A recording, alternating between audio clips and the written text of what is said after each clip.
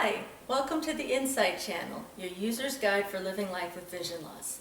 I'm Jazz, and I'll be your guide today. We're going to talk about tactual markers. A tactual marker can be anything. It's anything that turns visual information into touch information. The best example is to look at your telephone. For those of you who have standard telephones, you will notice that the number 5 on every telephone actually has a little bump on it. Well, that is a tactual marker so that you can easily find the number 5. Why would you want to find the number 5?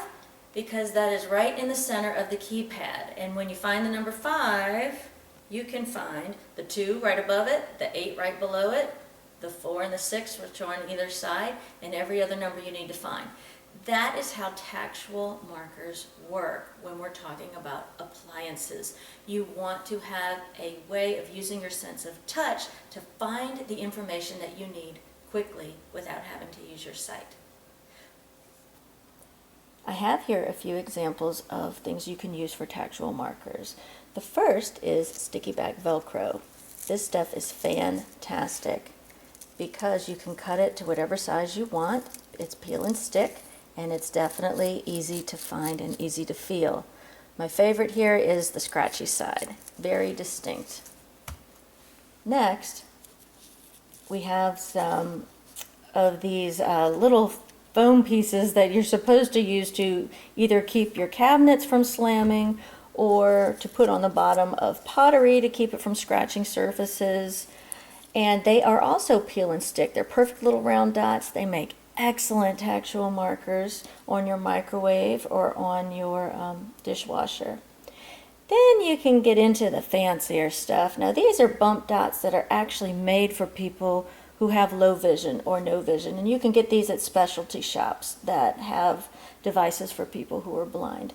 And so I've got some larger ones for people who might have some difficulty with feeling in their fingers. These are nice and clear, very large. Then you've got the sleek little round cushy ones. These are very soft and squish when you push them. And then we've got, these are my absolute favorite. These are nice and hard, round, and a nice bright orange for people who are low vision. And it's important to have a variety of different types of tactual markers because you're going to use them in different ways, which I'm going to show you. I want to start with the simplest appliance, and that is the stove. For those of you who have some vision, you'll see that none of my knobs are marked on my stove, and that's because I have a gas range. Gas stoves tend to be easy, and we all tend to have our favorite burner. My favorite burner happens to be the front right, which is this very first knob, so I don't need to mark it because it's the easiest one to find. So the other reason why gas doesn't need to be marked is because it's very auditory. As soon as you turn the knob, you'll hear the ignition, which makes a noise, and then you'll hear the whoosh of the gas.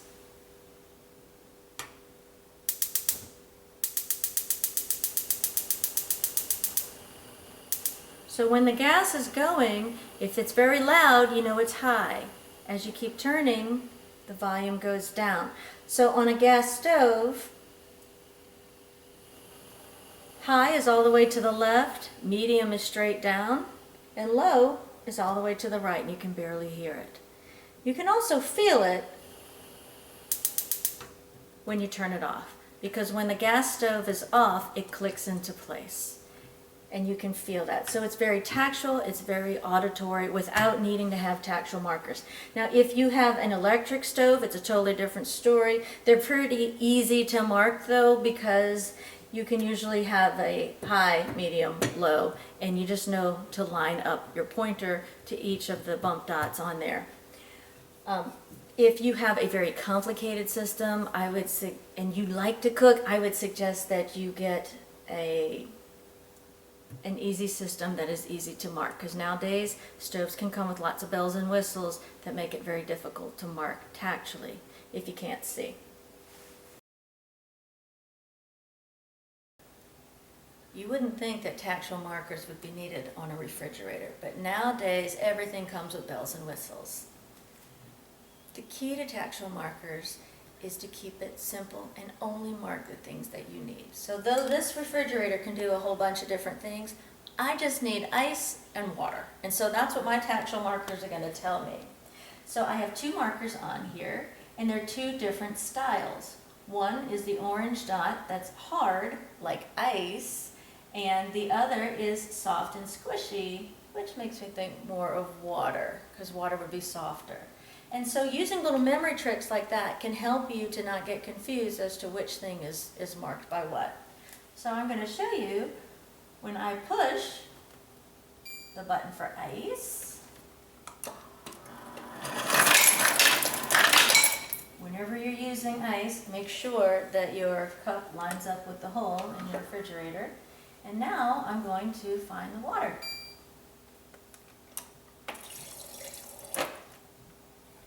There you go, and that's how it works.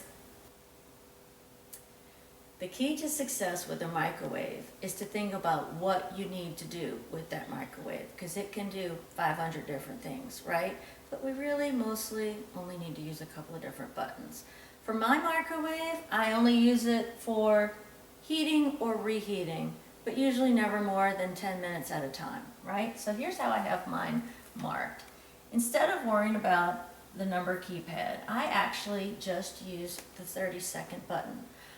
All microwaves have either a 30-second or 1-minute button where each time you hit the button, it goes up by that increment. I'll show you. On mine, when I hit it once, 30 seconds. If I hit it again, it goes up to a minute, minute and a half, and so on. The button to the right is clear. And like I said, you always want to have your clear or cancel or stop button marked in a very distinct way, in the same way across all appliances. I like to use the big button for my clear because I don't want to be doing any guesswork when it comes to stopping something quickly. If you use your microwave more often, such as to do popcorn or vegetables or frozen foods, that's great. Nothing wrong with that. You can put extra bumps on those special buttons on your microwave. Just be sure that you use a tactile marker that's meaningful to help you remember what that button means. I have seen microwaves where there are buttons or tactile markers on every button, and that gets a bit confusing, so stay away from that. The key to success with marking your appliances is to use simple is best. Don't overmark. Now we're moving on to the most complicated appliance, and that is the oven. Ovens come in all shapes and sizes with all types of bells and whistles. I chose this oven particularly because of the way it is laid out with the buttons. Now it is completely a flat screen like most appliances are nowadays, but it is designed in such a way that tactile markers make it completely independent for me to use this oven. First of all, most of the time we're baking, we're not broiling.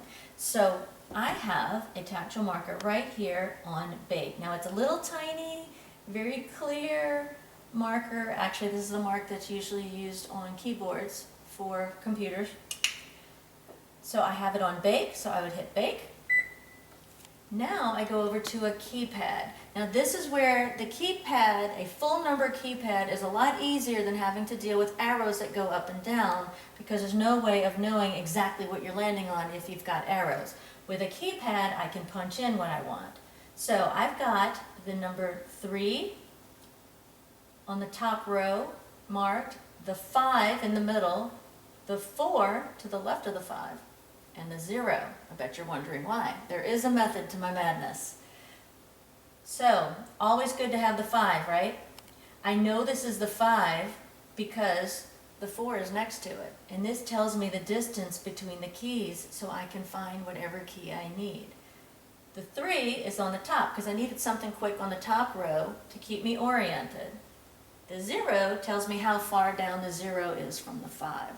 So having just these 4 numbers marked ensures that I'm able to punch in whatever I need. So I'm going to do 350, right? 3, 5, 0. Great. So now all I have to do is find start. Start is going to be all the way to the right, and it's next to my big clear bump dot, which we now know is always going to be cancel or stop, right? So the little marking directly next to that is the one that gets it all started. So now you have insight on how it works, and you can turn your flat panel visual buttons into tactual ones. All you have to do is remember 3 things.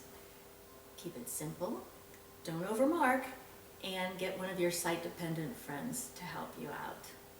If you enjoyed this video today, be sure to like it at the bottom of your screen.